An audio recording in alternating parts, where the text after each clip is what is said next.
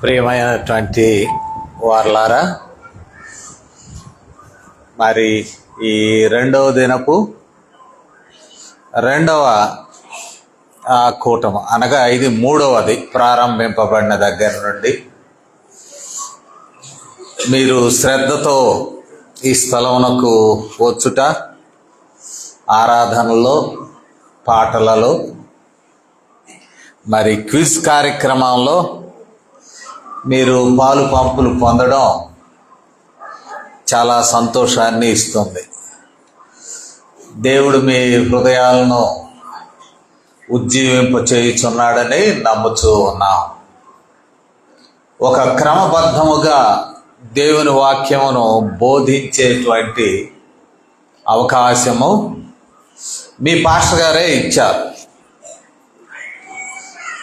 ఒక క్రమంగా ఒక గ్రంథంలో నుండి సిరీస్ అంటే ఒకదాని వెంట ఒకటి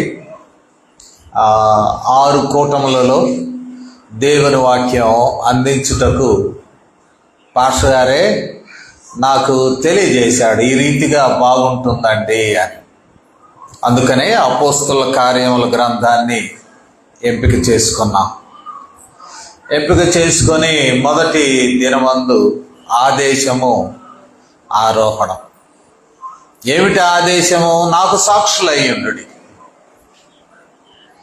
మరి అదే రీతిగా సాయం వేళలో, ఉదయకాల వేళలో పెంతెకోస్తు, పరిశుద్ధాత్ముడు, పెంతెకోస్తు దినమును గురించి, పరిశుద్ధాత్మ దేవుని కార్యముల గురించి మనము తెలుసుకున్నాం. మరి ఈ పూట మనము చూసినట్లయితే దైవ భీతి, దేవుని భయం, ఇది నైతిక జీవితం వలన ప్రాప్తిస్తూ ఉంటుంది అనేటువంటి పరిశుద్ధాత్మ దేవుని కార్యములను మనం గమనించాం. పరిశుద్ధాత్మ దేవుడు కుమ్మరింపబడ్డాడు సంఘము మీద, సంఘములో ఉన్న ప్రతి ఒక్కరి మీద. ఆ పరలోకము నుండి మరి అగ్ని రూపంలో కూడా నాలుకల వలె విభాగింపబడి ఒక్కొక్కని మీద రాలగా, అంటే సమిష్టి జీవితంలో పరిశుద్ధాత్ముడు అనుగ్రహింపబడినాడు, వ్యక్తిగత జీవితంలో కూడా పరిశుద్ధాత్మ దేవుడు అనుగ్రహింపబడ్డాడు. సమిష్టి జీవితం సంఘానికి అనుగ్రహింపబడ్డాడు. సంఘంలో భాగమైనటువంటి నీకును నాకును పరిశుద్ధాత్మ దేవుని నింపుదల మనకు కూడా దొరికినది. సంఘము ఈ రీతిగా కొనసాగుతూ ఉండగా పరిశుద్ధాత్మ దేవుని నింపుదలతో, filled with Holy Spirit God, సంఘం క్రమంగా ముందుకు వెళుతూ ఉంటే 5వ అధ్యాయంలో ఒక సంఘటన మనం చూస్తూ ఉన్నాం. ఇక్కడ సంఘ విషయాలలో, సంఘ సందర్భంలో, సంఘ విషయాలలో, సమిష్టి జీవితంలో మనం గమనించినప్పుడు సమిష్టి జీవితం యొక్క అవసరతలు తీర్చుటకు మరి అనేకులు వారు ఏం చేస్తున్నారంటే 4:34 అపోస్తలుల కార్యముల గ్రంథం, భూములైనను ఇండ్లైనను కలిగిన వారందరూ వాటిని అమ్మిన వాటి వెల తెచ్చి పెట్టుచూ వచ్చిరి. భూములు, ఇండ్లు దేవుని సన్నిధిలో మరి అమ్మి తీసుకువచ్చి ఇచ్చారు. ఆ రోజున, ఈ రోజున ఉన్నారా? నేను హగ్గై అనే వారి సెమినార్స్ అమెరికాలో మాయి అనే స్థలంలో జరుగుతుంటే నెల రోజులు నేను హాజరయ్యాను. నెల రోజులు మంచి మాకు ఎయిర్ టికెట్స్ ఇచ్చారు. నెల రోజులు స్టార్ హోటల్ ఫెసిలిటీస్ ఇచ్చారు. భోజనం పెట్టారు చక్కగా అన్ని రుచులతో, ప్రపంచ స్థాయి భోజనం, ఎవరికి వారు వీలైనది తినడానికి. 30 దినములు సువార్తీకరణ మీద వివిధ సెమినార్స్ జరిగినాయి ఊపిరాడకుండా. లాస్ట్లో ఒక భార్యాభర్తలను మాకు చూపించారు, దంపతులు. I think they are from Australia నుండి అనుకుంటాను. వారిని చూపించి మాకు చెప్పింది ఏంటంటే, ఇప్పుడు ప్రపంచవ్యాప్తంగా ఉన్నటువంటి మీరు ఈ స్థలానికి రావడానికి, నెల రోజులు ఉండడానికి, తిరిగి వెళ్ళడానికి ఖర్చు వీళ్ళిద్దరు భరించారు అని ఇద్దరు వృద్ధ దంపతులను మాకు చూపించారు. చూపించి ఏ రీతిగా భరించారో మీకు తెలుసా? వాళ్ళకి ఒకే ఒక ఇల్లు ఉన్నది. ఆ ఇల్లును అమ్మేశారు. వృద్ధుల ఆశ్రమంలో ఉంటున్నారు వారి పెన్షన్ డబ్బులతో. వాళ్ళ ఉద్దేశం ఏమిటి? మేము జీవించి ఈ ఆస్తులను ఏమి చేసుకోవాలి?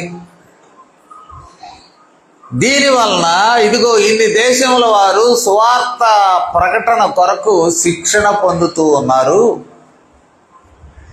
వారు ఇన్ని దేశములలో సువార్త పరిచర్య చేసి దేవుని రాజ్యం కొరకు మనుషులు సిద్ధపరుస్తూ ఉన్నారు.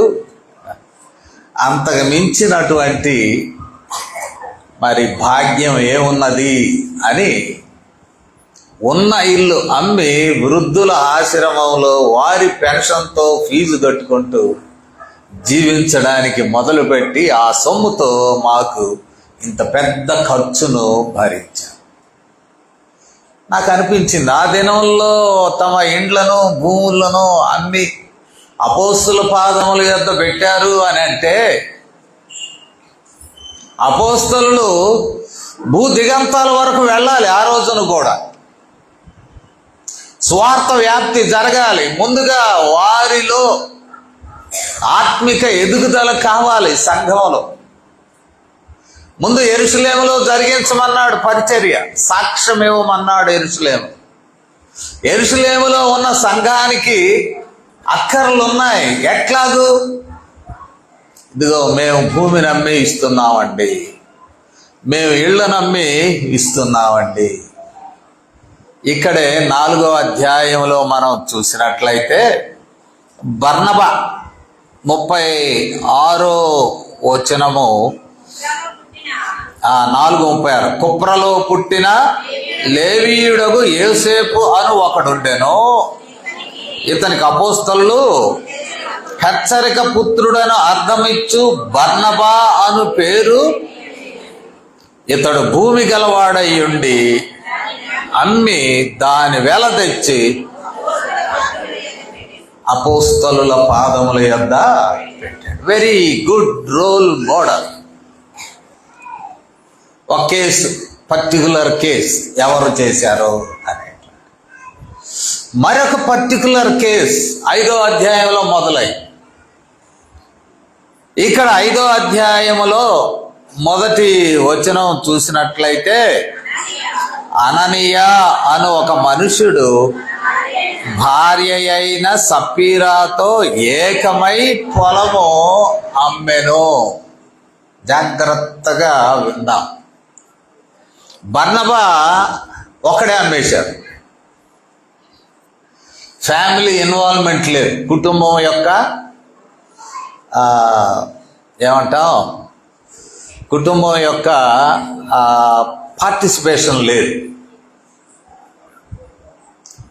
ఒక్కడే అమ్మేశాడు, తీసుకొచ్చాడు, అపోస్తలుల దగ్గర పెట్టాడు, సంతోషంగా ఉన్నాడు. ఇక్కడ అననీయ అనేటువంటి మనుషుడు ఉన్నాడు. ఈ మనుషునికి భార్య ఉన్నది, ఆమె పేరు సప్పీరా. ఇద్దరు కలిసి పొలం అమ్మారు. Joint venture. పొలం అమ్మడంలో ఇద్దరు కలిసి ఎందుకు అమ్మారు? చాలా లోతైన ప్రశ్న. పండితులు కూడా లోతైన ప్రశ్నను వేసి జవాబిస్తూ ఉన్నారు.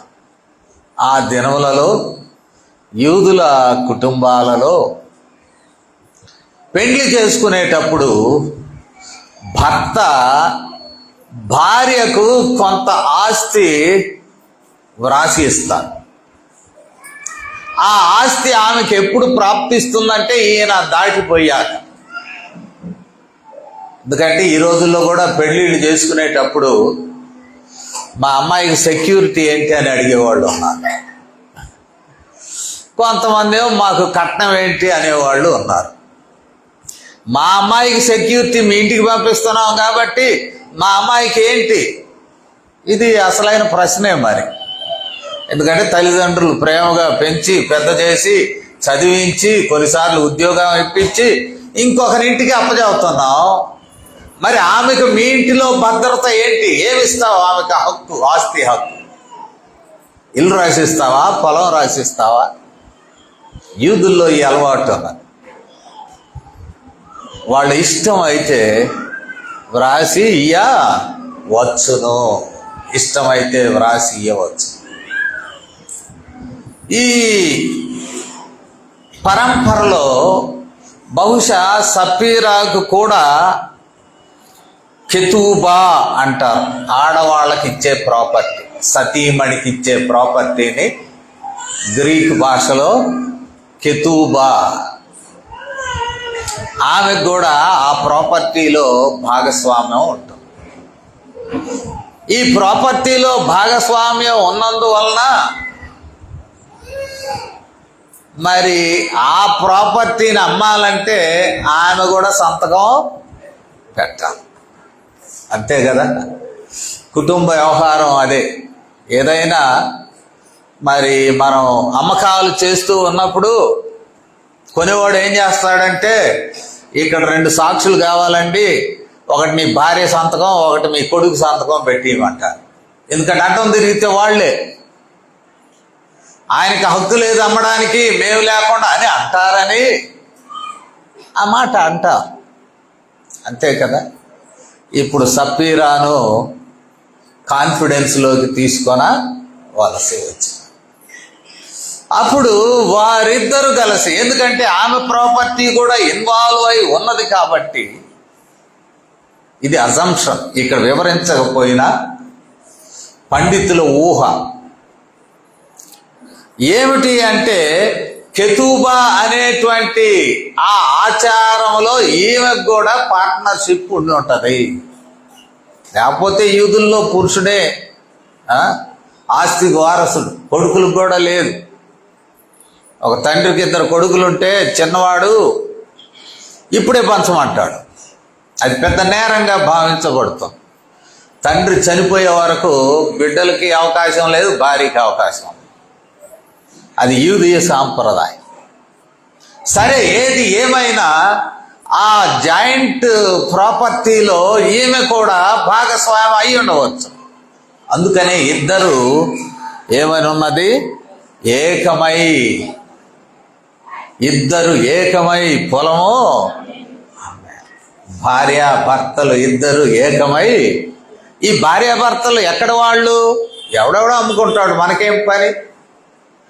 సంఘములో చేర్చబడినటువంటి వారు వీళ్ళు. 2 సమాజాలు ఉన్నాయి, మీకు కొంచెం జాగ్రత్తగా వినండి. కొత్త నిబంధన చదువుతుంటే యూదీయ సమాజం, క్రైస్తవ సమాజం. మనం కన్ఫ్యూజ్ అవుతుంటాం కొన్నిసార్లు. యూదీయ సమాజ మందిరాల కన్సర్న్స్ మాట్లాడడం జరుగుతుంది, అది యూదీయ సమాజం. క్రైస్తవ సమాజం అంటే రక్షణ బాప్తిస్మము ద్వారా ఏర్పడిన వారు క్రైస్తవ సమాజం. రక్షణ బాప్తిస్మం, అవునా? ఇందులో యూదులు కూడా రక్షింపబడి బాప్తిస్మం తీసుకుని చేరిన వాళ్ళు ఉన్నారు. జూయిష్ క్రిస్టియన్స్ అంటారు. యూదులు కాని వారు కూడా రక్షణ పొంది బాప్తిసం పొందిన వారు ఉన్నారు. వీరందరూ ఒక సమాజం. ఆది సంఘంలో అవి జరిగినాయి. 2:38 చూడమ్మా, అపోస్తుల కార్యముల గ్రంథంలోనే 2వ అధ్యాయము.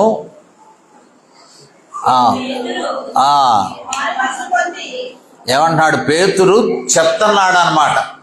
పేతురు మారు మనసు పొందల. పేతురు చెప్తున్నాడు. పేతురు అంటున్నాడు, మీరు మారు మనస్సు పొంది పాప క్షమాపణ నిమిత్తం ప్రతివాడు బాప్తిస్మము పొందుడి, అప్పుడు మీరు పరిశుద్ధాత్మను వరము. చూడండి రిక్వైర్మెంట్స్. మారు మనసు పొందాలా. తర్వాత ఏమంటున్నాడు?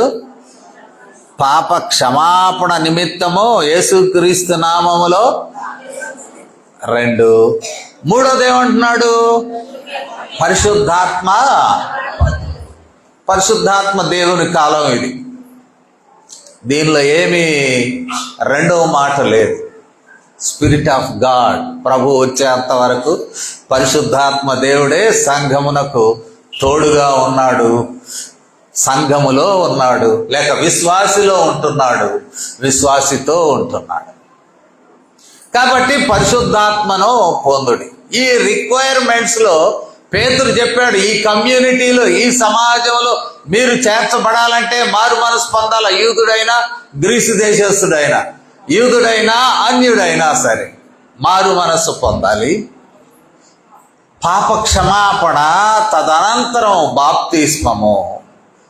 బాప్తిసం ద్వారా పరిశుద్ధాత్మ దేవుడు మీ దగ్గరకు, మీలోనికి, మీ దగ్గరకు, మీకు తోడుగా ఆయన వస్తాడు. ఇది సీక్వెన్స్. దీని ద్వారా అననీయ సప్పీర్లు కూడా చేర్చబడ్డారు. No wonder. వీళ్ళు కూడా మారు మనసు పొందిన వాళ్లే, బాప్తిసం పొందిన వాళ్లే, భార్యాభర్తలు ఈ చిన్న క్రైస్తవ సమాజంలో వారు చేరినటువంటి వారే. అనుదినం రొట్టు విరుచుటలో, ప్రార్థనలో, వాక్యములో ఎడతెగగా ఉంటున్నటువంటి వారు.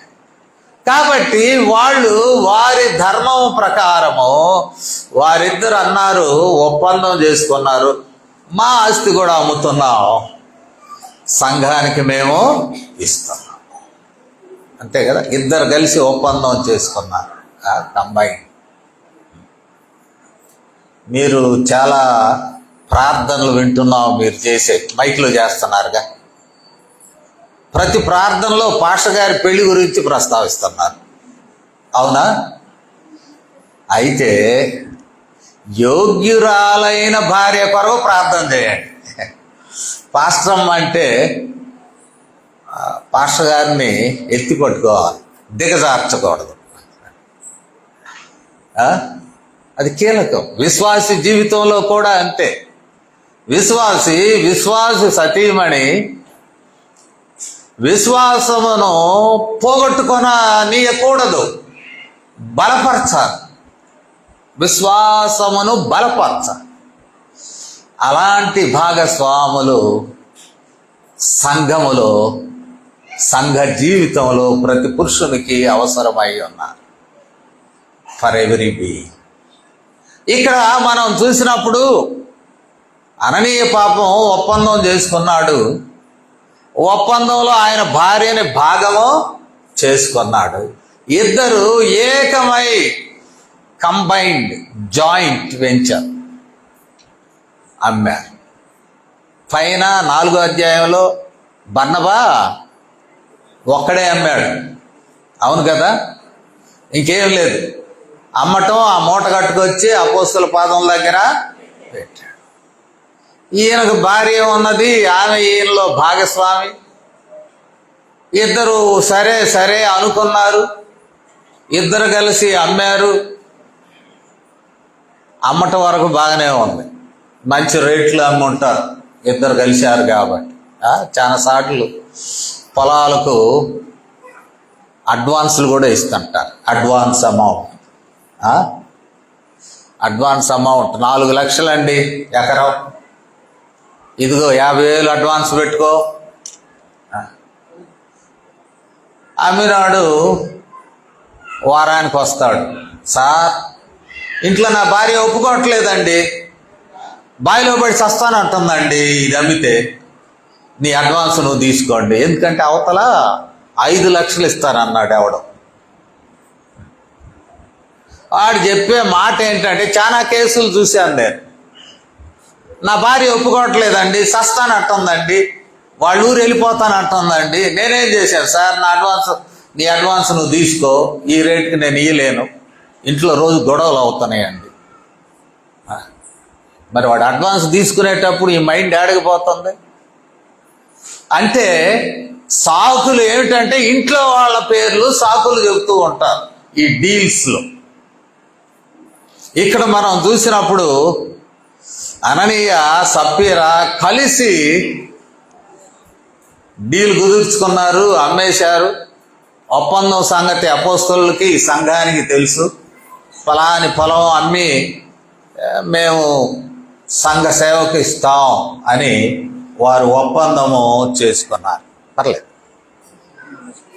పర్లేదు, నో ప్రాబ్లం.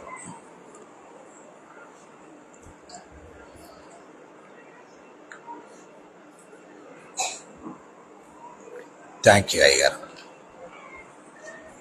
ఒప్పందం చేసుకున్నారు, ఇట్స్ ఓకే.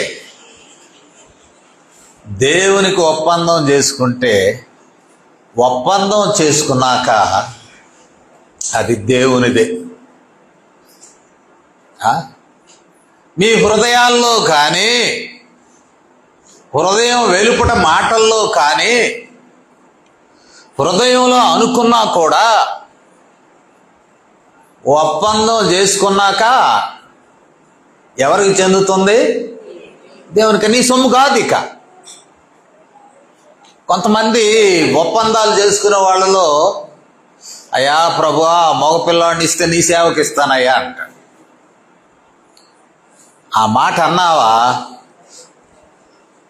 ఆ పిల్లవాడు దేవునికి చెందినవాడే. వాడు పెద్దోడై మంచిగా చదువుకొని ఏ ఇంజనీరో డాక్టరో అయితే ఈ ఒప్పందం తూచ్, అది కరెక్ట్ కాదు.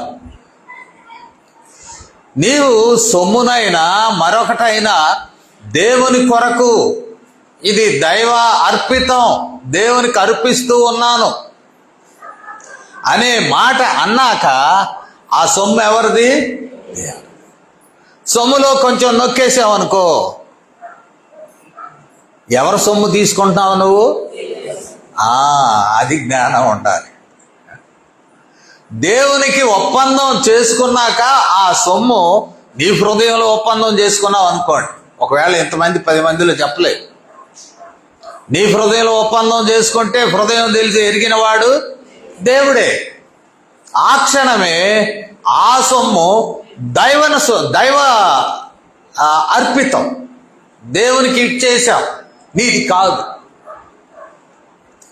దేవుని ఆలయంలో ఇచ్చే అంతవరకు నీ బాధ్యత మాత్రమే,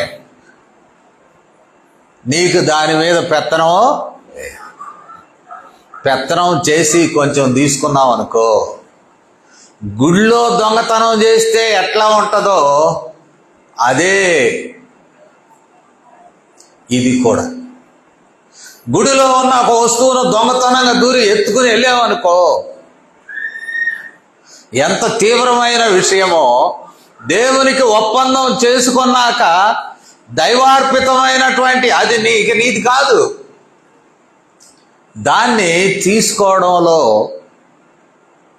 నీవు దొంగవైపోతూ ఉన్నావు. దేవుని యొక్క సొమ్ముకు నీవు దొంగవు.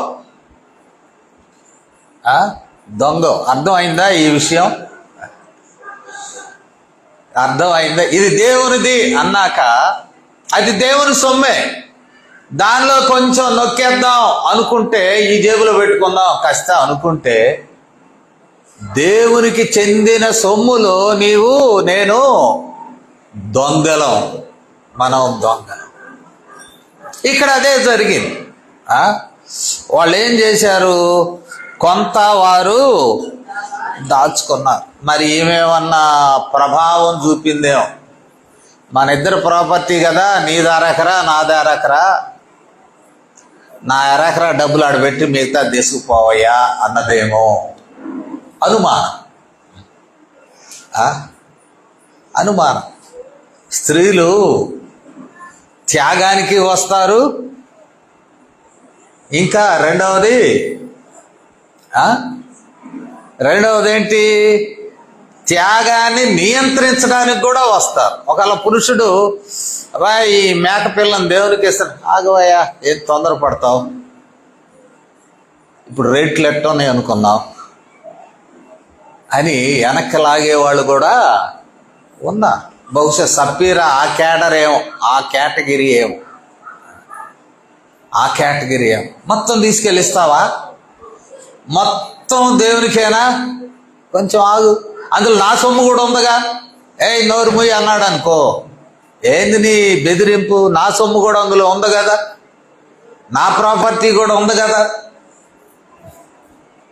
తప్పల అవ్వ విషయంలో ఆదాము ఏకీభవించాడు, లేకపోతే తినడు, ఇద్దరు తినరు. కాకపోతే ఆదాము అంటాడు, నువ్వు ఇచ్చిన ఈమెగారే నాకు ఆ పండును తెచ్చి తినిపించింది అని అంటాడు.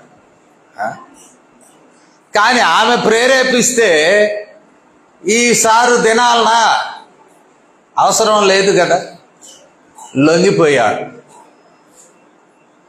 ప్రేరణకు లొంగిపోయాడు. ఇద్దరు కలిసి ఇక్కడ ఉన్నటువంటి మాట ఏమిటి, భార్య ఎరుకనే, with the knowledge of his wife, తన భార్యకు తెలిసి.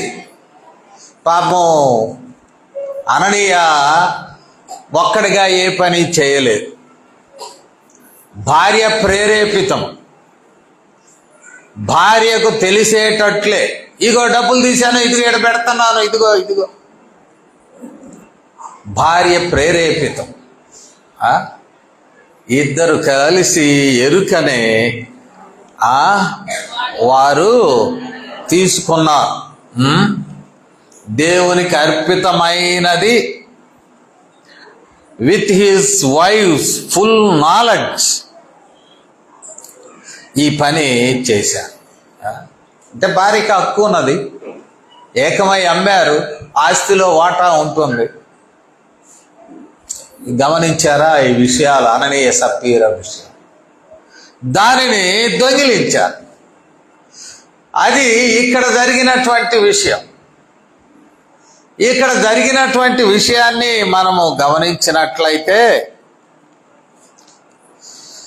ఈయన్నే బొమ్మను కెతుబా ఆ పార్ట్ తీసేసి భార్య వాటా పక్కన పెట్టేసి, నువ్వు పోయి ఇచ్చిరావయ్యా మిగిలినవి. వచ్చాడు, తీసుకుని వచ్చి ఎక్కడ పెట్టాడు, అపోస్తలుల పాదాల దగ్గర హంబుల్నెస్. ఇట్లాగే సంఘం ఉంది, సంఘం సహవాసంలో ఇట్లాగే ఉన్నది. అందరి ముందు అననీయ తీసుకొచ్చి సంఘ కాపరి కాళ్ళ దగ్గర పెట్టాడు అనుకోండి, చేతికి ఇవ్వండి ఆస్తి. సంఘం ఏమనుకుంటుంది, అననీయ ఎంత దీనుడు, పొలాన్ని అమ్మాడు, తెచ్చాడు, మరి దానిని ఏదో గొప్పతనం చేయకుండా పాదముల యొద్ద పెట్టాడు. రియల్లీ ఇది హంబుల్నెస్ సూచన. యేసు పాదముల మీద ఒక ఆమె అచ్చ జటామాంసి, విలువైన అచ్చ జటామాంసి ఎవరికి ఎక్కడ పోసినది, పాదముల యొద్ద, పాదముల మీద పోసినది. ఓకే, నేను వచ్చేసాను, హాఫ్ వే ముగిస్తాను కూడా త్వరలో. మీరు ఆవలింతలు ఆడాడ చూశారు, ఆవలించేవాడు ఓ అనబాకండి, నోరెట్టు గట్టి పెట్టుకుని అని ముగించాలి. ఎందుకంటే పక్కన వాళ్ళకి అంటూ వ్యాధి, వీటి తట్టుబడుద్ది. మంచిది. ఇక్కడ మనం చూసినప్పుడు అననీయ తీసుకొచ్చాడు. ఇంట్లో జరిగిందేదో ఆయనకి తెలుసు, ఆయన భార్యకి తెలుసు. సంఘం ఎదుటికి తీసుకొచ్చాడు. యేసు పాదముల దగ్గర పెట్టాడు. యేసు పాదముల దగ్గర పెట్టాడు అననీయ. సంఘము అప్రిసియేషన్ అనుకున్నాడు. సంఘంలో దైవజనుల యొద్ద నా కేడర్ పెరిగిపోయింది, నేనేదో వేరు చేసి ఇంట్లో పెట్టుకుని వచ్చాను, అయినా కూడా ఇక్కడ గొప్పతనం లేదు. పరలోకములో గొప్పతనము కీలకమైన. ఎప్పుడు కూడా ఈ లోకములో మన పని ఈ లోకములో ప్రతిబింబించాలని భావించడం కన్నా, ఈ లోకంలో ప్రతిబింబించడం కన్నా పరలోకములో ఆ పని ప్రతిబింబించాలి. కొన్నిసార్లు మనము ఈ లోకంలో కూడా ఆ విషయాలు చెప్పుకుంటాం. కాపరిగా మరి సంఘములో వచ్చిన ప్రత్యేక కానుకలు నేను కూడా చదువుతాను. ఎందుకు అంటే మరొకరికి స్ఫూర్తినిస్తుందని చదువుతాం. అపోస్తుడైన పౌలు కూడా తాను కూడా ఉత్తరాల్లో రాస్తాడు, ఫలాని వారి దాతృత్వం వలన ఈ పరిచర్య జరుగుతూ ఉన్నది అని అంటాడు. నేను ఎప్పుడు అక్కర్లో ఉన్నప్పటికీ ఫలాని సంఘం వారు కానుక నాకు పంపిస్తున్నారు అని పౌలు కూడా అంటాడు. It is good to announce. కానీ దానికి మించి ఇదే గుర్తింపు పరలోకంలో ఉండాలని మనము భావించాలి. దీనిలో ఏం కాదు. ఒక సంఘంలో నేను పనిచేశాను. ఒక సంఘ పెద్ద చెప్తాడు, సార్ మొదటి వారంలో నేను సందా సంచి పట్టుకుని ఫలాని వైపు వెళ్తుంటాను. ఒక ఆయన ఇంత కట్టేస్తాడండి, అందులో కవర్లో పెట్టి పేరు కూడా ఇంత కట్టేస్తాడండి లోపల. మరి ఎక్కడ అది ప్రతిబింబిస్తుంది? పరలోకం, ఈ లోకంలో కాదు. సరే, ఇక్కడ మనం చూసినప్పుడు అననీయ తీసుకొచ్చాడు, ఒక అమౌంట్ తీసుకొచ్చాడు, బహిరంగంగానే అపోస్తలుల పాదముల దగ్గర పెట్టాడు. ఇక్కడ పేతురు వరుస ప్రశ్నలు సంధించాడు. వరుస ప్రశ్నలు లెక్క చూడండి, 3-4 వచనాల్లో.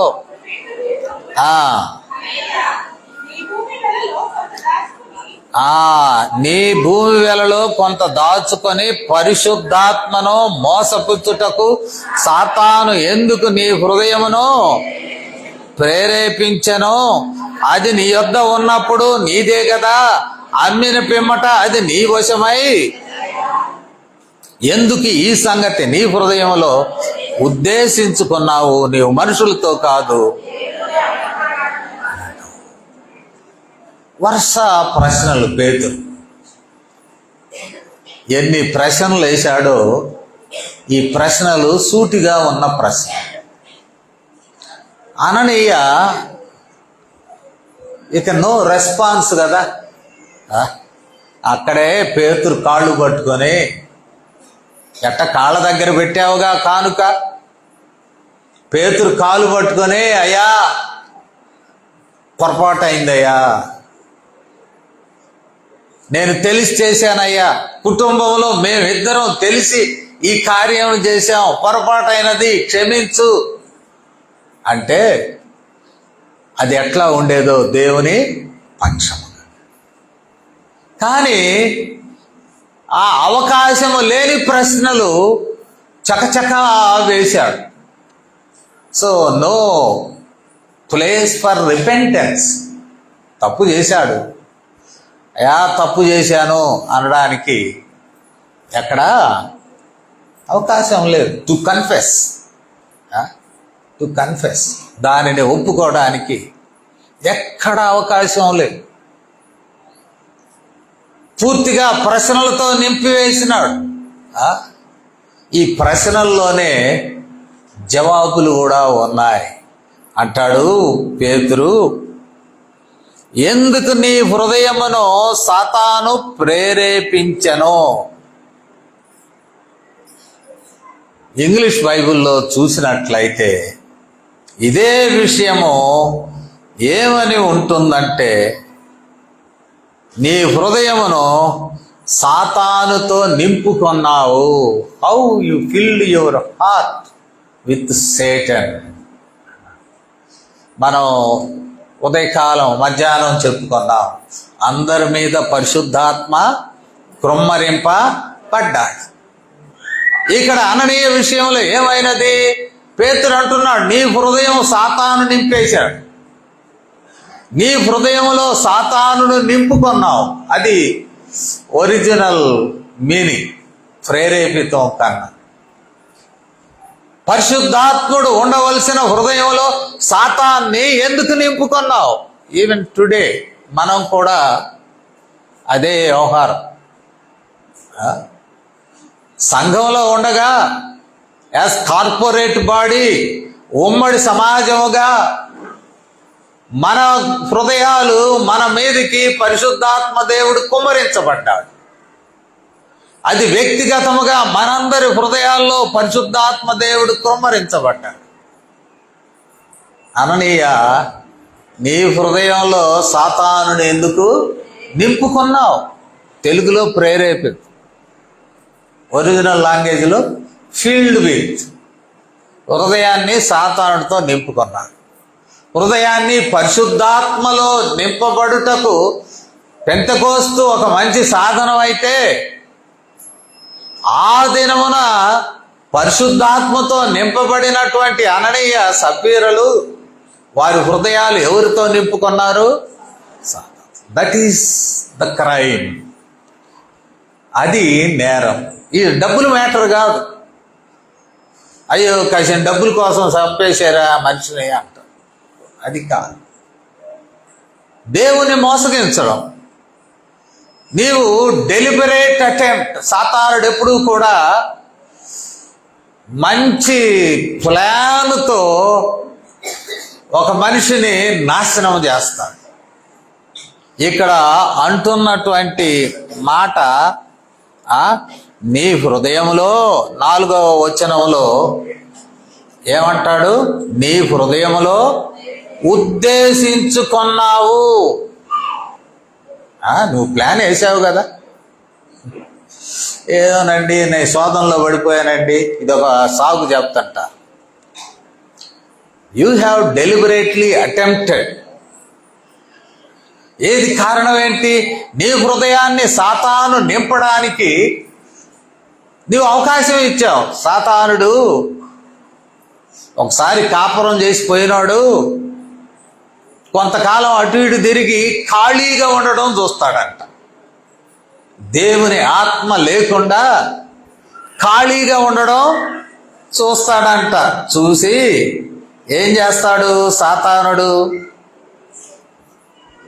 లోపల దూరతాడు. ఒక్కడే వచ్చి దూరడు, ఇంకెంతమందిని తెస్తాడు?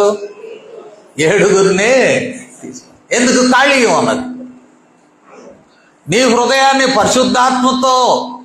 పరిశుద్ధాత్మ దేవునితో నింపబడకుండా హృదయాన్ని ఖాళీగా పెట్టావంటే సాతానుడు వచ్చి ఇంకా ఒక 7గురిని పట్టుకుని వచ్చి ఆ హృదయంలో దూరతాడు. నిన్నేం చేస్తాడు? గోల్మార్ చేస్తాడు. అంతే కదా, గందరగోళంలో నెట్టేస్తాడు. ఎందుకయ్యా అననీయ? నీవు ఉద్దేశించి స్ట్రాటజికల్లీ, డెలిబరేట్లీ, ప్రణాళికాబద్ధంగా ఏదో పొరపాటు అయిందయ్యా అంటానికి లేదు. అందువల్ల జవాబు చెప్పలేదు. నీ హృదయంలో ఎందుకు ఉద్దేశించావు ప్రశ్నకి ఇక జవాబు లేదు. అననీయ చేసిన పని అదే.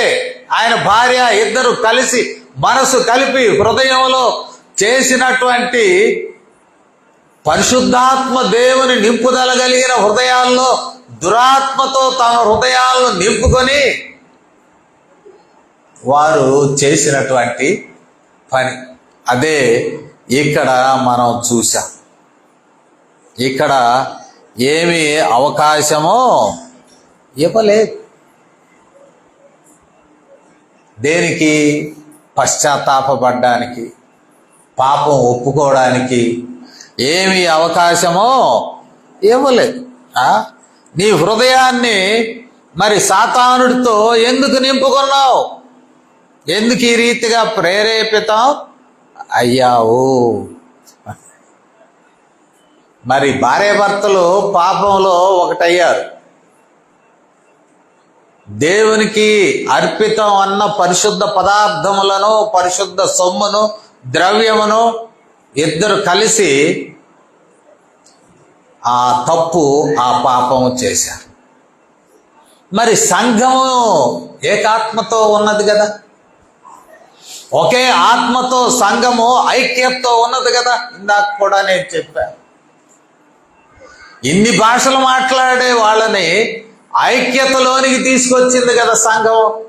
ఒకే సువార్త,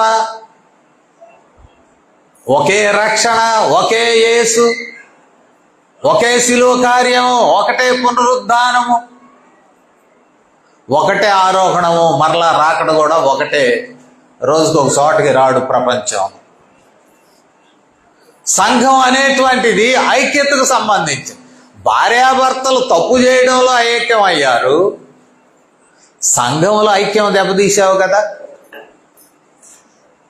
సంఘంలో ఐక్యత, అందరం ఒక మాట మీద పోతున్నాం కదా. అందరం ఒక మాట మీద పోతూ ఒక ఆత్మతో ఉంటున్నప్పుడు భార్యాభర్తలు కలిసి సాతానుతో తమ హృదయాల్ని నింపుకొని వీళ్ళలో కలిసి ఉన్నట్లుగానే ఉండి సాతాను ప్రేరణతో దైవార్పితమైనటువంటి సొమ్మును కాజేశారు కదా. దైవార్పితమైన సొమ్మును కాజేశారు. సంఘానికి పెద్ద ఐక్యతకు దెబ్బ. మనం యూదా విషయము మనకు తెలుసు. యూదా విషయంలో మనం చూస్తే 22 లూకా సువార్త, అది కూడా లూకా వ్రాసినటువంటి సువార్తే, 22వ అధ్యాయం చూద్దాం. లూకా 22 3వ వచనం. 12 మంది శిష్యుల సంఖ్యలో చేరిన ఇస్కరియోతు యూదా అనబడిన యూదాలో సాతానుడు ప్రవేశించాడు. పరిశుద్ధాత్మ దేవుడు ప్రవేశించవలసినటువంటి, నింపబడి ఉండవలసినటువంటి ఆ హృదయంలో ఎవరు నింపబడ్డారు?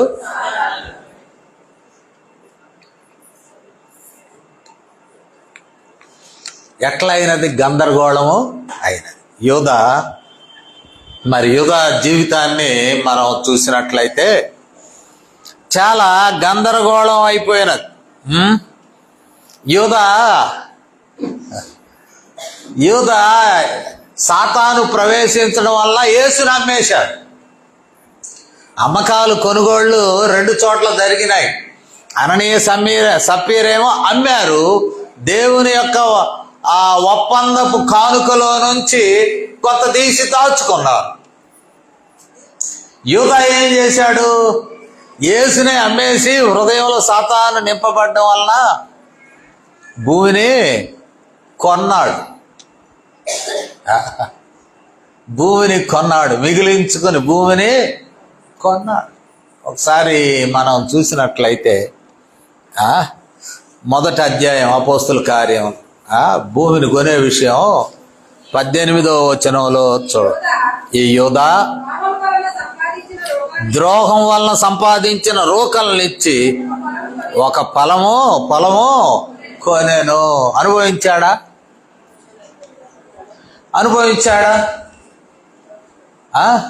యేసునే అమ్మేశాడు. హృదయంలో సాతాన్ని నింపుకున్నాడు. యేసు ప్రభువారిని అప్పగించాడు. అనుభవించాడా? సాతాను నింపబడి ఉండుట వలన ఏమవుతాం? దేవుని సొమ్ముని మనము తాగుతాం అంటాడు. అది నీదే కదా, మీ ఇద్దరిదే కదా. ఎవడు ఒప్పందం చేయమన్నాడు?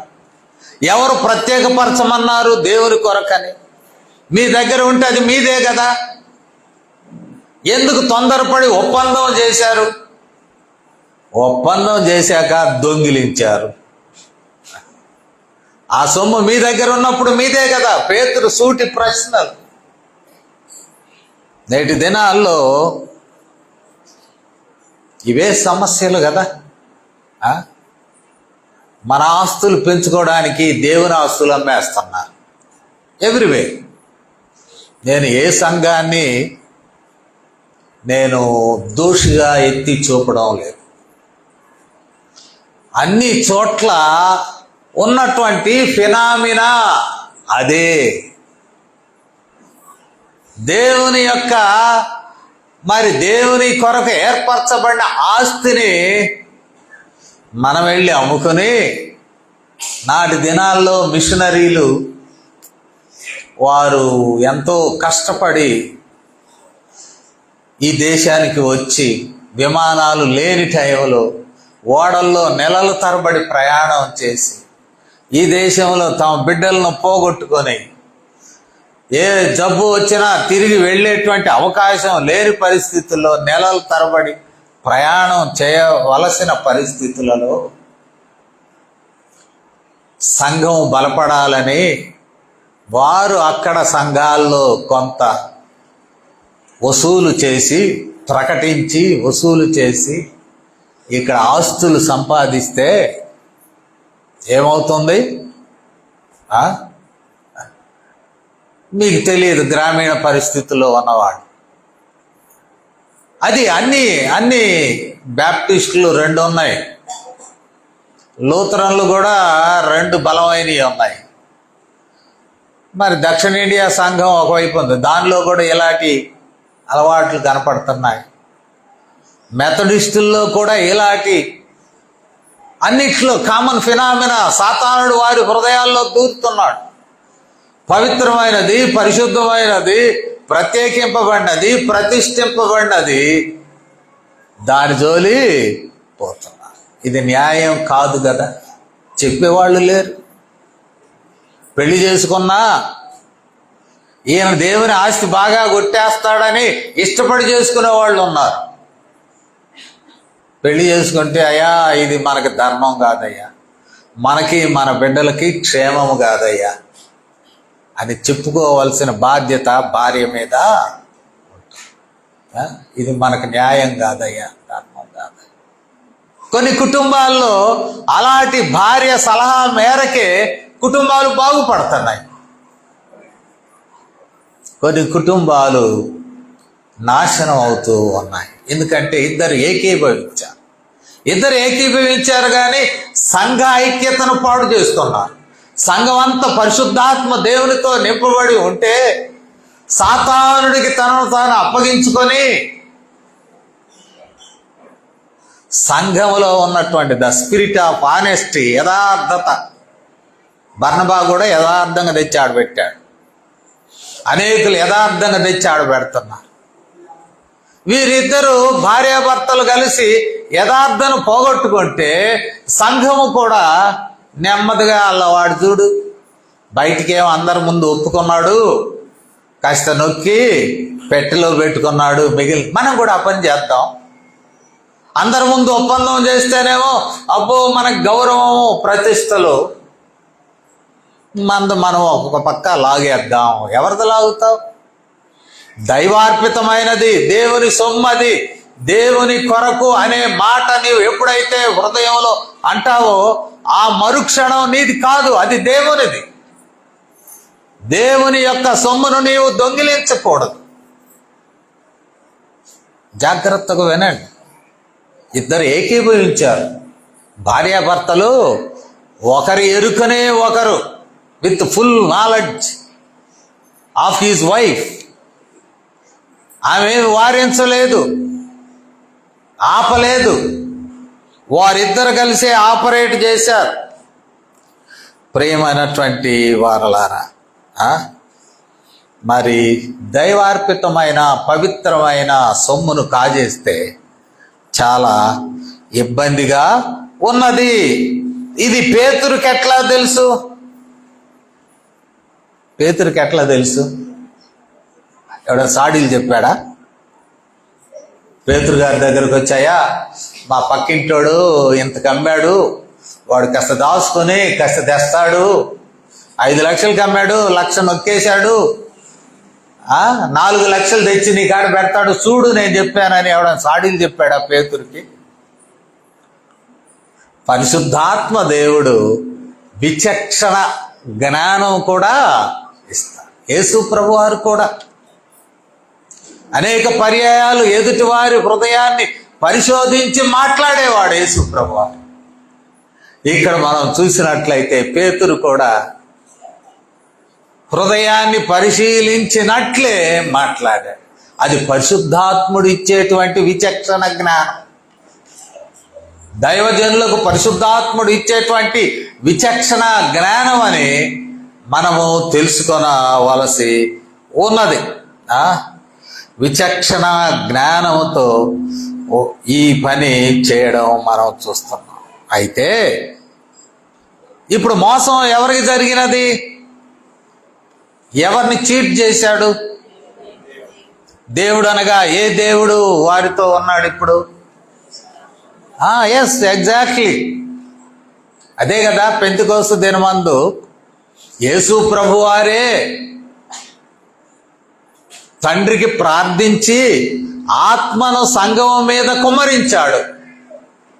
కాబట్టి పరిశుద్ధాత్మ దేవుడే వేరొక ఆదరణకర్తను మీ యొద్దకు పంపిస్తానంటాడు. ఎప్పుడైనా యోహాను సువార్త 14 నుంచి 16 అధ్యాయాలు చదవండి. వేరొక ఆత్మను ఆదరణకర్తను మీ యొద్దకు పంపుతున్నానన్నాడు. అట్లాగే సంఘం మీద కుమ్మరించాడు. వారితో ఉన్నది పరిశుద్ధాత్మ. ఇప్పుడు ఎవరిని చీట్ చేస్తున్నట్లు? పేతురు ఏమంటున్నాడు? ఏమంటున్నాడు? నీవు మనుషులతో కాదు అబద్ధము ఆడితివి, దేవునితోనే, పరిశుద్ధాత్మ దేవునితోనే. పరిశుద్ధాత్మతో నింపబడిన సంఘములో, పరిశుద్ధాత్మతో నింపబడిన విశ్వాసుల మధ్యలో పరిశుద్ధాత్మ దేవుని నీవు మోసము చేశావు, అబద్ధము ఆడావు. ఇది చాలా సీరియస్ మ్యాటర్ కదా. ఒకసారి లూకా 12:10 చదవండి. లూకా సువార్త 12వ అధ్యాయము. మనుష్య కుమారుని మీద వ్యతిరేకముగా ఒక మాట పలుకువానికి కలుగును కానీ, అంటే మనిషి ఆగమ్మా, అక్కడ మనిషి కుమారుడు అంటే ఎవరు అమ్మా? యేసుక్రీస్తు. యేసుక్రీస్తును దూషించి క్షమాపణ అడిగితే క్షమాపణ ఉంటుందట. శిలువ మీద కూడా ప్రార్థన చేశాడు యేసు ప్రభువారు. తండ్రి వీరేం చేయుచున్నారో ఎరుగరు కనుక వీరిని. There is forgiveness. సంఘములో పరిశుద్ధాత్మ దేవుడు ఉన్నాడు. అయితే ఇక్కడ అంటాడు, మిగతా పార్ట్ చదువు నాయన. ఇప్పుడు క్షమాపణ లేదు. దేవుని కుమారుడైన యేసుక్రీస్తు వారి మీద ఏదైనా పొరపాటు మాటలు మాట్లాడినా, పొరపాటు కార్యములు మనం చూపించినా, అయ్యా క్షమించయ్యా దేవా అనే వేడుకుంటే ఉన్నది. పరిశుద్ధాత్ముని విషయంలో నీవు మోసం చేసిన క్షమాపణ లేదు. అననీయ సప్పీరాలకు క్షమాపణ లేదు. ఇప్పుడు మనతో ఉన్నవాడు పరిశుద్ధాత్మ దేవుడు, మన యొద్దకు పంపబడినవాడు, మనతో ఉన్నవాడు, మన హృదయాల్లో నింపబడినటువంటి స్థితిలో ఉన్నది పరిశుద్ధాత్మ దేవుడే.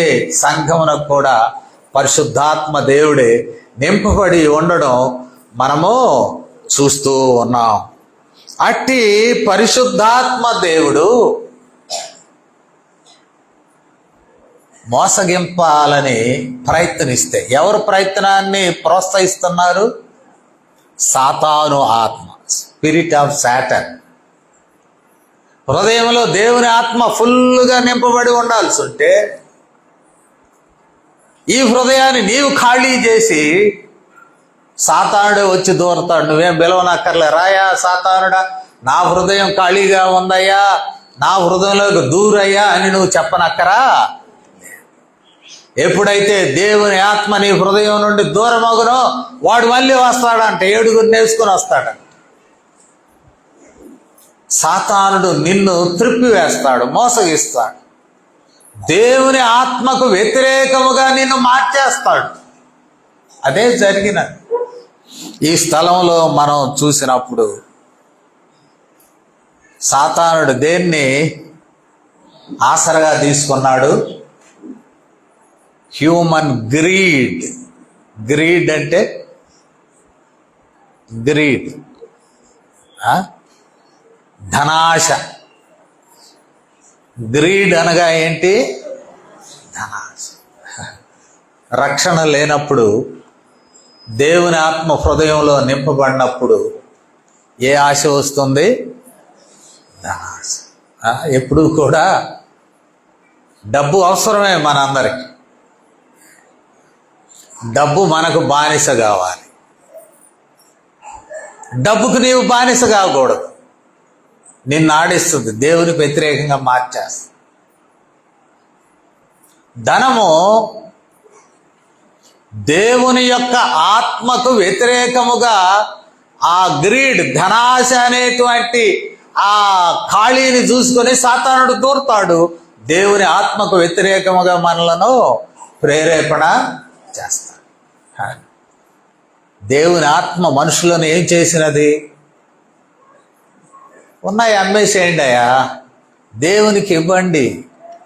దేవునికి ఇస్తే ఏమవుతుంది? ఒక యవనస్తుడు యేసు ప్రభు వారి వెంట పడతాడు, నేను కూడా నిత్య జీవాన్ని సంపాదించుకోవాలి అని. యేసు ప్రభు వారు అనుకున్నాడు, వీడు డబ్బు మీద ఆధారపడుతున్నాడు, దేవుని మీద. నీవు పోయి నీ ఆస్తిని అమ్మి నన్ను వెంబడించు, పేదలకి ఇవ్వు, నన్ను వెంబడించు. డబ్బును వెంబడిస్తే ప్రాక్టికాలిటీ అంటాం. డబ్బును వెంబడిస్తే ఇది ఎప్పుడు కూడా దైవ సేవకులకి వచ్చేటువంటి ఇబ్బందులే. మా తండ్రి గారు కూడా ప్రభుత్వోద్యోగంలో ఉన్నప్పుడు ఆయన రాజీనామా చేసి పూర్తి పరిచర్యలోనికి వెళ్ళిపోయాడు. సువార్థికునిగా, పాదిరిగా కాదు, యాజ్ అన్ ఎవాంజలిస్ట్. అప్పుడు అన్నారు అందరూ, ఓరే పంతులు గారు, నువ్వు ఏందయ్యా ఉద్యోగం వదిలిపెట్టావు, పిల్లలకు చెందాల్సినటువంటి ఆస్తిని నువ్వు గాజేస్తున్నావు, నువ్వు ఉద్యోగం చేస్తూ సగం ఈ దేవునికి జీతంలో సగం ఇవ్వరాదు, అంతేగాని మొత్తం పోగొట్టుకుంటున్నావేంటి, మొత్తం వదిలేస్తున్నావేంటి అని అన్నారు. దేవుడు ఆ ఆలోచనలో ఉంటుండగా మా తండ్రి గారికి ఒక అనుభవాన్ని ఇచ్చాడు. ఏమిటో అనుభవం తెలుసా? ఆయన ప్రయాణం చేస్తున్న బస్సు పోయి ఒక బావిలో పడ్డది. ఆ రోజుల్లో మోట బావిలో పడదగానే ఒక చెట్లో ఇరుక్కుంది, లోపల నుంచి మొలిచిన చెట్లు. అందరూ అనుకున్నది ఏంటంటే, ఎవడో ఒకడు పుణ్యాత్ముడు మనలో ఉన్నాడయ్యా, లేకపోతే మొత్తం చచ్చేవాళ్ళమే. వాళ్ళు ఆ మాట అంటున్నారు, ఈయనకేమో అదురు పడుతుంది. దేవుని మాట నేను నిర్లక్ష్యం చేస్తున్నానే. గ్రీడ్, ధనాశ కొరకు నేను వాయిదా వేస్తున్నానే. He immediately resigned to his job. మా తాత వెళ్ళాడు, మా కొడుక్కి కొంచెం మెంటల్ వచ్చిందండి, ఆయన రాజీనామా ఆమోదించబాకని వెళ్ళాడు అధికారుల దగ్గర. కుటుంబాన్ని పిలిచారు, మా అమ్మను మమ్మల్ని. ఏంది, ఈయనకేమైనా కొంచెం పిచ్చి వచ్చిందా? ఆయన వచ్చి చెప్పాడు, ముసలాయన పిచ్చి పట్టిందండి, రాజీనామా చేసి ఇచ్చాడని. నిజమా? మేమందరం చెప్పాం. దేవునికి సమర్పించుకున్నాడు, డబ్బు వెంట, జీతం వెంట, లాభాపేక్ష వెంట, దానిని కాదని దేవుడు ప్రేరేపించినప్పుడు ఆయన వెంట నడవడానికి సిద్ధపడ్డాడు. ఓకే, మాకేదైనా శిక్ష వస్తే డబ్బులు కాపాడతాయా? నో. ప్రియమైనటువంటి వారలారా, డబ్బు మన వెంట రావాలి కానీ మనం డబ్బు వెంట 23వ కీర్తనలో ఉంటుంది కదా, కృపాక్షేమములు నా వెంట వచ్చునన్నాడా, నేను వాటి వెంట పోతానన్నాడా? It will follow me. Ananias సప్పీరులు వై దే బికేమ్ గ్రీడీ? ఎవడికైతే ధనాశ ఉంటుందో ఆ వ్యక్తిలో సాతానుడు ప్రవేశిస్తాడు. సాతానుడు ప్రవేశిస్తాడు. ఇక తర్వాత మనం చూసినట్లయితే మరి పేతురు మాటలు వినగానే ఏమయ్యాడమ్మా? ప్రాణము విడోగా ఏమైనది? 2 లాభాలు. సంఘంలో అపవిత్రత అనేది, దేవునికి వ్యతిరేకమైన దురాత్ముడు పనిచేయడం సంఘానికి మంచిది కాదు. కాబట్టి ఆ దినాల్లో ఆకాను వ్యవహారం అదే. ఇప్పుడు నేను అదంతా వివరించదలుచుకోలేదు. వద్దన్న వాటిని దాచిపెట్టుకోవడం దురాశ. ఇప్పుడు దాచిపెట్టుకున్నాడు. దైవార్పితమైనది, దేవుని సొమ్ము దొంగతనమే అది. హృదయం సాతానుతో నింపుకొని ఆ పని చేయడం వల్ల సంఘం చెడిపోతుంది. ఒకడు ఒక చెడ్డ పని చేసి దానిని సమర్థించుకుంటే సంఘం ఏమవుతుంది? పాడవుతుందండి. సంఘానికి కీలకమైనటువంటిది యథార్థత, దేవుని ఆత్మలో ఉండవలసిన యథార్థత.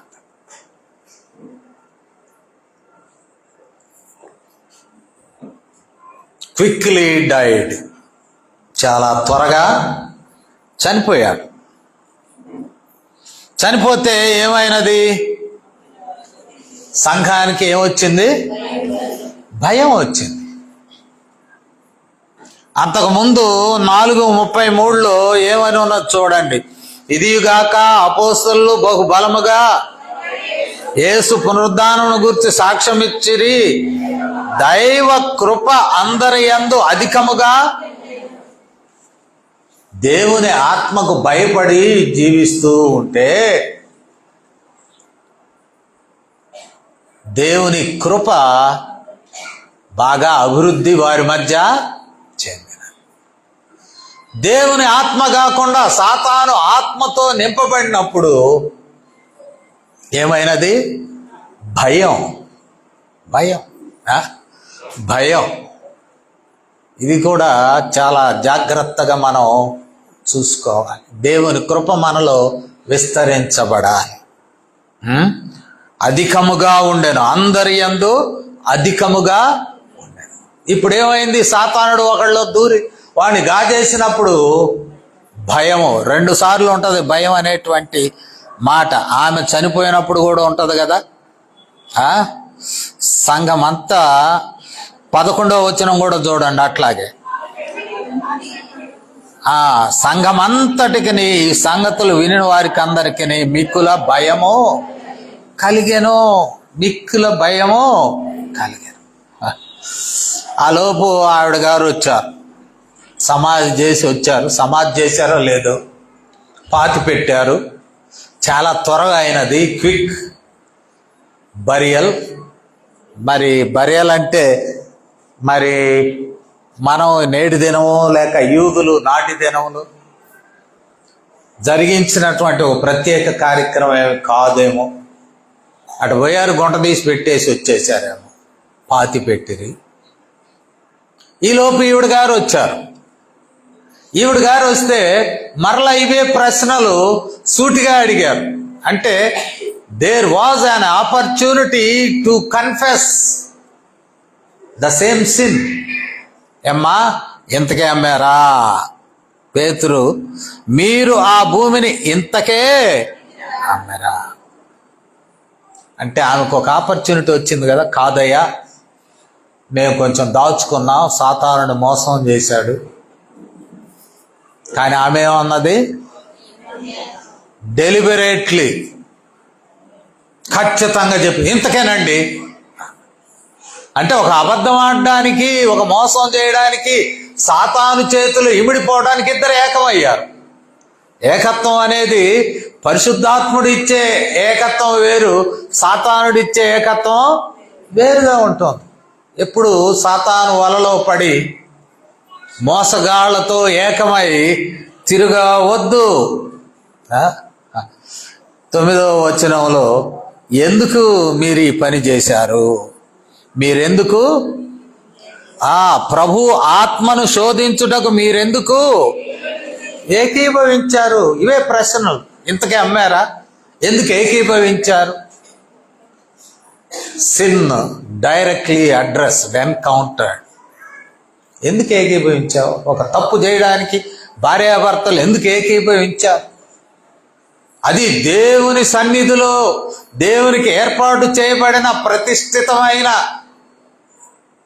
ఆ సొమ్మును దొంగిలించడం ఏమిటి? మీరు ఏకమయ్యారు, ఎందుకు ఏకీభవించారు? ఏడబడింది? ఎక్కడైతే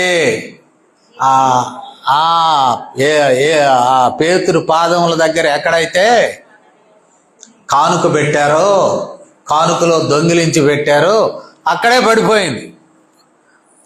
10వ వచనం, వెంటనే ఆమె అతని పాదముల యొద్ద ప్రాణము విడిచెను. సంఘమంతటికి ఏం కలిగిందట?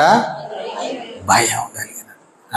It is called holy fear, పవిత్రమైన భయం. పవిత్ర ఆత్మను మనము ధిక్కరించినట్లయితే ఎక్స్ప్లాయిట్. అందువల్ల అంటాడు కదా, పరిశుద్ధ పదార్థములు ప్రభువు వల్ల విషయంలో అయిపోయింది, ముగించారు. 1 కొరింథీ 11వ అధ్యాయంలో చూస్తే, మీరు ప్రభువు బల్ల యొద్దకు వస్తూ ఉన్నారు కదా. 1 కొరింథీ 11వ అధ్యాయము. మీరు ఎవరైనా అయోగ్యులుగా ఈ బల్ల యొద్దకు వచ్చినట్లయితే ఏమవుతుందంటున్నాడు?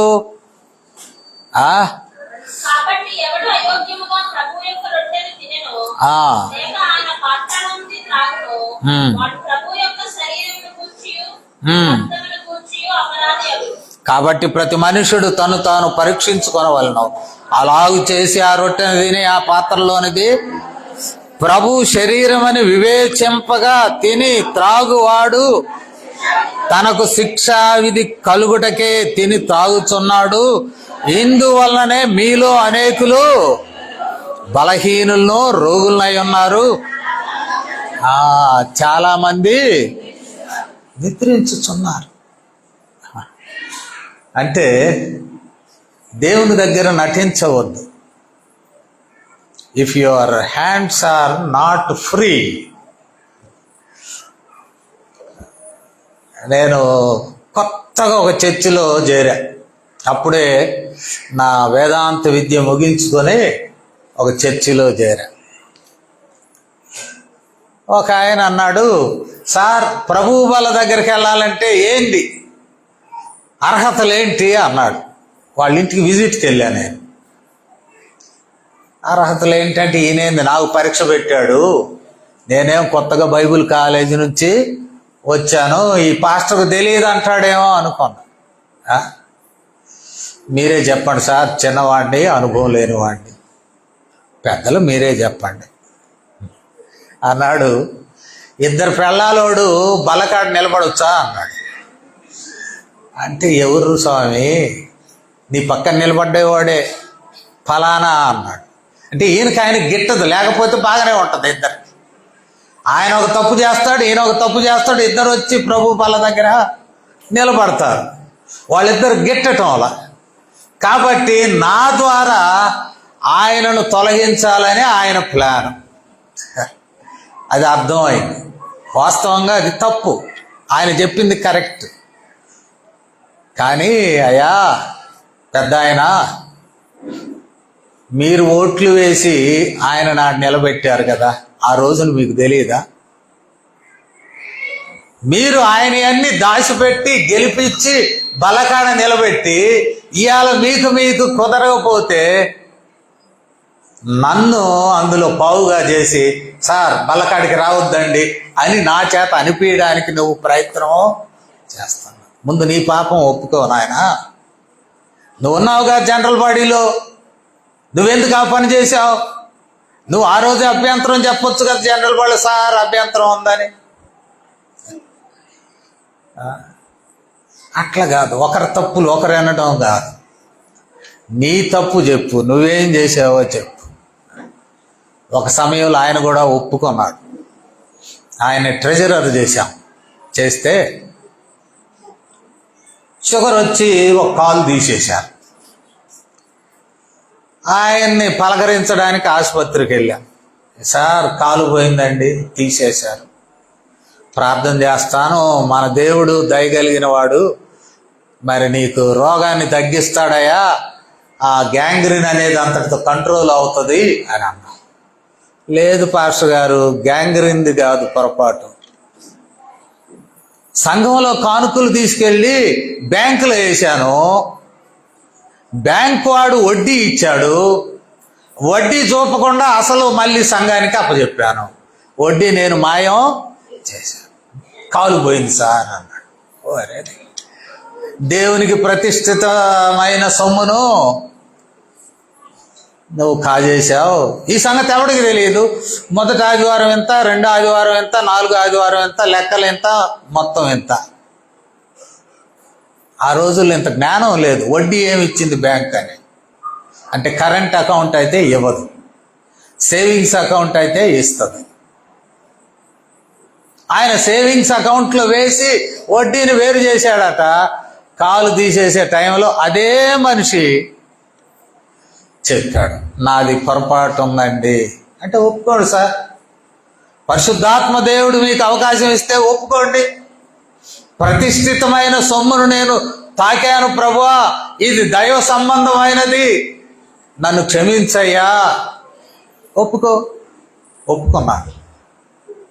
దేవుని దగ్గర ప్రార్థన చేసుకున్నా, భార్యాభర్తలు చెప్పుకున్నా, అంతా మనసాక్షి మరి శుద్ధం అయ్యాక, క్లియర్ అయ్యాక మరణించాడు. ఈ passed away, but before his death he confessed. ఇక్కడ వీళ్ళిద్దరికి అవకాశం లేదే, భార్యాభర్తలకి అవకాశము లేదు. ప్రియమైనటువంటి వారలారా, సంఘములో పాపము ప్రమాదకరము. సాతానుతో హృదయాలను నింపబడ్డం ప్రమాదకరం. మీ హృదయాల్లో పవిత్రమైన ఆత్మను నింపుకొనండి. సాతాను ఆత్మకు అవకాశం లేకుండా చేయండి. ఈ హృదయం ఖాళీగా ఉంటే సాతానుడు వచ్చి మళ్ళీ దూరతాడు, ఇంకేడుగురిని వచ్చి తీసుకొచ్చి కూర్చోండబెడతాడు. ప్రార్థన చేసుకుందాం. మనమందరం తల్ల వంచితే ప్రార్థన చేస్తాం. దేవా నన్ను క్షమించు అంటే యేసుక్రీస్తు వారు క్షమించడానికి అన్ని హక్కులు ఆయన పొంది ఉన్నాడు. ఎందుకంటే మన నిమిత్తం ఆయన సిలువ మీద తన ప్రాణం పెట్టాడు, రక్తం గార్చి. అయ్యా నా హృదయంలో సాతాను చోటు ఇస్తున్నానయ్యా, క్షమించయ్యా అంటే మనల్ని క్షమించగలవాడు, తన బిడ్డగా మరలా హక్కున చేర్చుకునేవాడు. అట్లా కాదు, దాచుకుంటాను, సాతానునే పెట్టుకున్నానంటే మనకు శిక్ష అనివార్యం అవుతూ ఉన్నది. ప్రార్థన చేస్తాను. కృపగలిగిన తండ్రి, మాతో మాట్లాడినందుకు వందనములు నాయన. బలహీనము, ఏ మంచి లేని వారం మాతో మీరు మాట్లాడారు తండ్రి. ఈ మాటలు మా హృదయంలో పదిలపరచండి. మీ మాటలు శక్తి కలిగినటువంటివి తండ్రి, ఫలింప చేయండి మా హృదయాలను.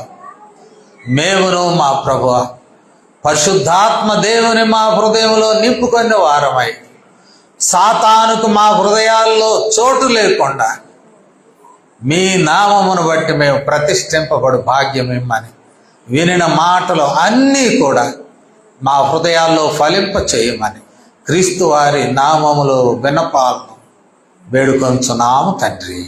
ఆమేన్. మీకు వందనం.